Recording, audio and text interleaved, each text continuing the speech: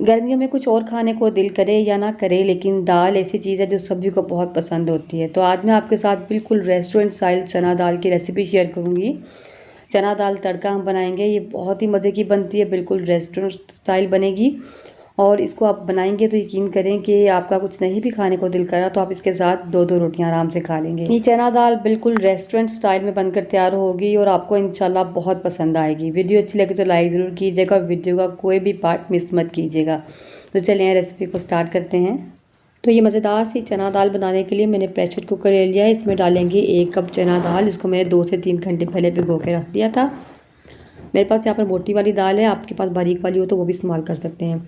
इसमें मैंने तकरीबन 1.5 गिलास पानी का डाला है। पानी इसमें बहुत ज़्यादा हम नहीं डालेंगे, बस इतना ही रखेंगे कि इसके अंदर ही पानी ड्राई हो जाए, क्योंकि हमें इसकी ग्रेवी वगैरह नहीं बनानी, खुश्क दाल बनानी है। ठीक है, तो इसमें मैंने डाला 1 चाय का चम्मच नमक और चौथाई चाय का चम्मच हल्दी का पाउडर, सिर्फ कलर के लिए। और इसको हम इसके ढक्कन को बंद करके उसको वेट दे देंगे। तकरीबन 10 से 12 मिनट के लिए इसको हम पका लेंगे। तकरीबन 90% हमने दाल को गलाना है, बहुत ज़्यादा नहीं गलाना, क्योंकि इसको बाद में हमने पकाना भी है तो और ज़्यादा गल जाएगी, बिल्कुल घुल जाएगी। तकरीबन 12 मिनट मैंने इसको पकाया है और देखिए पानी इसका बिल्कुल इसके अंदर जो है ना ड्राई हो चुका है, बिल्कुल हल्का हल्का पानी बचा है और दाल भी तकरीबन ऑलमोस्ट 90% गल चुकी है। दाल को अब साइड पे कर देंगे और इसका तड़का बनाने की तैयारी करते हैं। अब मैंने यहाँ पर एक कढ़ाई ले ली है, इसमें मैं डालूंगी आधा कप से थोड़ा सा ज़्यादा घी। आप चाहें तो कुकिंग ऑयल भी इस्तेमाल कर सकते हैं, पर घी में जो है ना ज़्यादा अच्छा टेस्ट आता है। तो घी को मेल्ट होने देंगे और जैसे ही मेल्ट होगा इसमें डालेंगे एक दरमियानी साइज़ की प्याज। इसको मैंने बिल्कुल बारीक बारीक ना चॉप कर लिया है। इसको बारीक कर लें तो अच्छी बात है।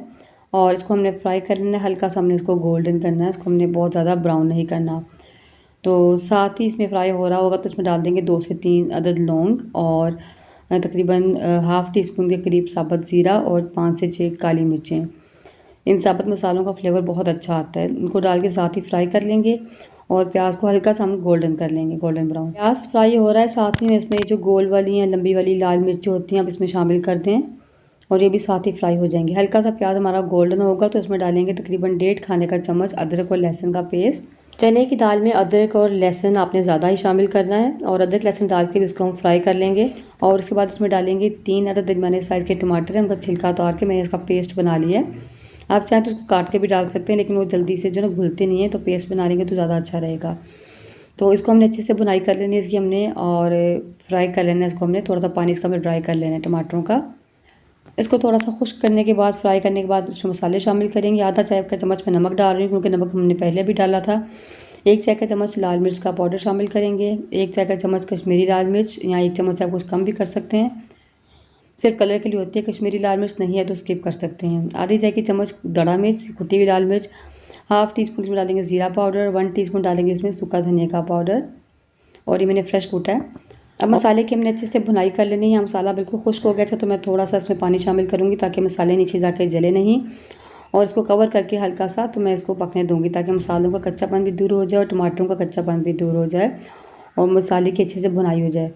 तो बस 1-2 मिनट इसको ढकेंगे, उसके बाद कवर हटा देंगे और इसको हम अच्छे से मसाले को भून लेंगे। देखिए मसाला बिल्कुल ड्राई हो चुका है, अच्छे से भुन गया है। अच्छा, अब यहाँ पे मैं क्या करूँगी, इसमें हमने घी डाला था ना, तो एक्स्ट्रा घी हम इसमें से निकाल लेंगे, क्योंकि बाद में जो हमने तड़का नहीं लगाना बहुत ज़्यादा घी हो जाता है।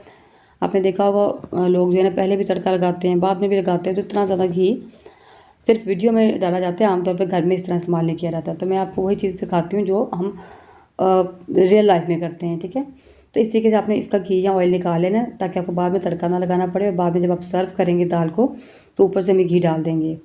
मसाले की अच्छे से बुनाई हो चुकी है, तो अब ये जो हम दाल हमने बॉईल की थी इसमें शामिल कर देंगे, और आधे कप के करीब मैं इसमें पानी मज़ीद डालूँगी, क्योंकि हमें बिल्कुल खुश्क दाल नहीं रखनी, हल्की हल्की सी ग्रेवी अच्छी लगती है। बिल्कुल ड्राई हो तो वो खाने में अच्छी नहीं लगती। तो बस इसको हम कवर करके दम वाली आंच पे रख देंगे, और साथ ही मैं इसमें 2 अदद हरी मिर्चें इन पे कट लगा के इसमें शामिल कर दूँगी।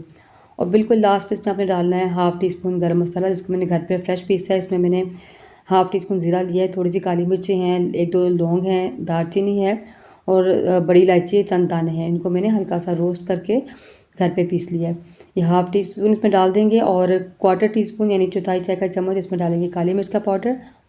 गरम मसाला और काली मिर्च हमेशा लास्ट पे डाली जाती है, और हल्का सा मिक्स करके इसको बिल्कुल कवर करके दम वाली आंच पे रख देंगे, ताकि जो दाल है अच्छे से मसालों को अब्जॉर्ब कर ले। तकरीबन 3 से 4 मिनट के लिए हम इस तरीके से कवर करके रखेंगे, ताकि अच्छे से जो है मतलब कि दाल मसालों को अब्जॉर्ब कर ले। और 3-4 बार देखिए मिनट बाद कवर हटाएंगे तो अच्छा सा ये माशाल्लाह दाल बनकर तैयार है। हल्का हल्का घी ऊपर आ चुका है। वैसे हमने सारा घी निकाल लिया था काफ़ी हद तक, तो वो हम बाद में इसके ऊपर सर्व करते हुए डालेंगे। क्योंकि बाज़ दफ़ा क्या होता है दाल पकने के बाद जो ना सारा घी एब्जॉर्ब कर लेती है और ऊपर नहीं आता। बिल्कुल लास्ट पे थोड़ा सा कटा हुआ हरा धनिया डाल देंगे तो दाल माशाल्लाह हमारी बनकर तैयार है। इसको गरम गरम चपातियों के साथ सर्व करें, माशाल्लाह बहुत ही मज़े की लगती है।